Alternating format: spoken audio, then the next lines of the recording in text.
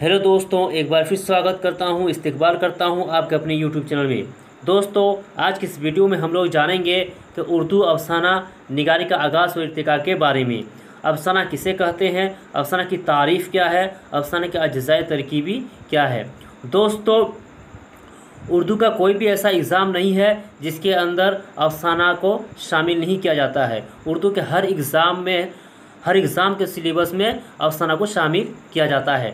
जैसा कि JSSC CGL है, एक्साइज है, क्लर्क है, इसमें भी अफसाना को शामिल किया गया है। तो दोस्तों, अफसाना निगारी से मुताल्लिक़ अहम पॉइंट को जानेंगे और देखेंगे।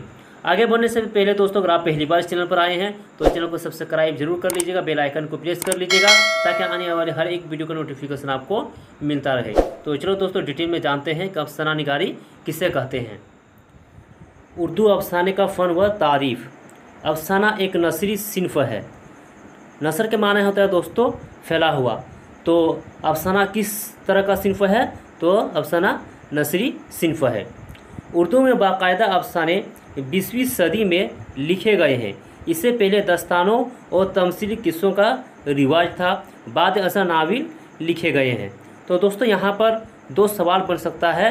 एक ये कि अफसाना किस तरह का सिन्फ है, तो नसरी सिन्फ है, और दूसरा ये है कि अफसाने का आगाज़ है ना किस सदी में हुआ है। तो याद रखिएगा दोस्तों, 20वीं सदी में अफसाने का आगाज़ हुआ है।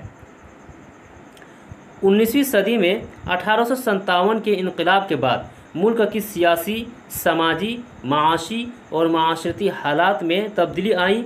बदलते हालात और ज़िंदगी की कशमकश ने इंसानी ज़िंदगी में बहुत सी पेचीदगियाँ और उलझनें पैदा की। अब फुर्सत और फरागत कम होने लगी, इसलिए तवील दस्तानों, किस्सों और नावलों की जगह अफसाना निगारी या मुख्तसर अफसाने का रिवाज आम हुआ। यानी दोस्तों, आज की इस भाग दौड़ की ज़िंदगी में लोगों के पास बहुत कम टाइम रहता है, इसीलिए तवील दस्तानों, किस्सों और नावलों की जगह अफसाना निगारी का आगाज़ हुआ, क्योंकि अफसाना निगारी में बहुत ही कम समय में आप एक अफसाना को पढ़ सकते हैं। अफसाने के लुग़वी माना क्या है। लुग़वी माना बोलते हैं दोस्तों जो लुग़त में हो, डिक्शनरी में हो। तो अफसाना के लुग़वी माना झूठी बात, किस्सा, कहानी, दास्तान वगैरह के हैं। अदबी इस्तिलाह में अफसाना उस कहानी को कहते हैं जिसमें ज़िंदगी की सच्चाइयों का बयान होता है। अफसाने के बारे में नक़ादों का कौल है, यानी सब ने अपनी अपनी राय दिया है। तो एक नक़ाद ने कहा कि अफसाना ऐसी नसरी तख्लीक है जो एक ही नशिस्त में पढ़ी जा सके। दूसरे नक़ाद ने कहा कि अफसानों का किरदार हमारी ज़िंदगी और तजुर्बों से मुताबिकत रखते हो। तो दोस्तों, ये नक़ादों का कौल था। आगे हम लोग जानेंगे कि अफसाने के अज्ज़ाए तरकीबी क्या है, यानी दोस्तों एक अफसाना बनाने के लिए क्या क्या चीज़ें ज़रूरी होनी चाहिए, तभी आप अफसाना को लिख सकते हैं। तो दोस्तों, सबसे पहले किरदार का होना ज़रूरी है। किरदार का होना इसलिए ज़रूरी है क्योंकि दोस्तों किरदार के बगैर कहानी नहीं बन सकती।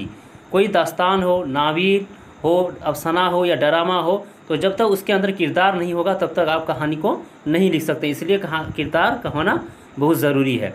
दूसरा नंबर में है दोस्तों कि प्लॉट का होना भी ज़रूरी है, क्योंकि प्लॉट की खूबी यही है कि वह मुनज़्ज़म और मुरतब होता है। यानी कहानी में इंसानी ज़िंदगी से मुताल्लिक़ जो वाक़यात बयान किए जाते हैं, उन तमाम वाक़यात, तमाम तर मवाद की फ़नी तरतीब को अफसाना निगारी की इस्तिलाह में क्या कहा जाता है, प्लॉट कहा जाता है।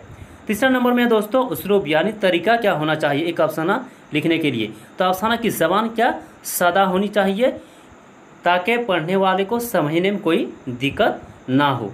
इसी तरह दोस्तों माहौल फ़िज़ा का भी होना ज़रूरी है, क्योंकि आप जिस माहौल में अफसाना को लिख रहे हैं उसके हिसाब से आपको लिखना पड़ता है।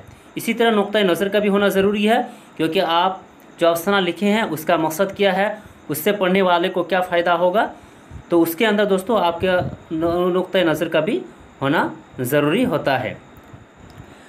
आगाज़ व इख्तिताम का होना भी ज़रूरी है।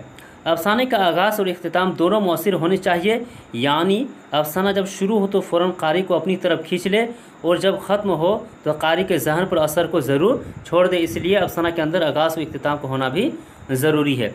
इसी तरह दोस्तों वहदत तासुर का होना भी ज़रूरी है, और ये उर्दू अफसाना का लाज़मी जुज़ भी है। क्योंकि दोस्तों वहदत तासुर के लिए ज़रूरी है कि हालात वाक़यात वही बयान किए जाएँ जिनका कहानी के मौजू और मरकज़ी किरदार से बराह रास्त ताल्लुक़ हो और पढ़ने वाले के अंदर एक तासीर पैदा कर दे। इसलिए अफसाना के अंदर, अफसाना निगारी के अंदर वहदत तासुर का होना बहुत ज़रूरी है। आगे दोस्तों हम लोग जानेंगे जो अहम अहम निकात है, अहम अहम पॉइंट है और जो एग्ज़ाम में अक्सर सवाल पूछा जाता है उसके बारे में जानते हैं। तो अफसाने का अहम खुसूसियत वहदत तासुर है। अफसाना में प्लाट की हैसियत जिस्म में रीढ़ की हड्डी से है, तमाम तर कहानी उस पर मुनहसर होती है। किस पर मुनहसर होती है दोस्तों? प्लाट के अंदर मुनहसर होती है। अफसाना ज़िंदगी का एक जुज़ पेश करता है और नावल ज़िंदगी का कुल। तो याद रखिएगा दोस्तों, अफसाना ज़िंदगी का जुज़ पेश करता है और नावल जो है ज़िंदगी का कुल पेश करता है। आगे दोस्तों ये बहुत ही वेरी इंपॉर्टेंट है, इसको याद रखिएगा कि वक़ार अज़ीम और कमर रईस के मुताबिक उर्दू का पहला अफसाना प्रेमचंद का दुनिया का सबसे अनमोल रत्न जो 1904 ईस्वी में शाये हुआ है, इसको मानते हैं।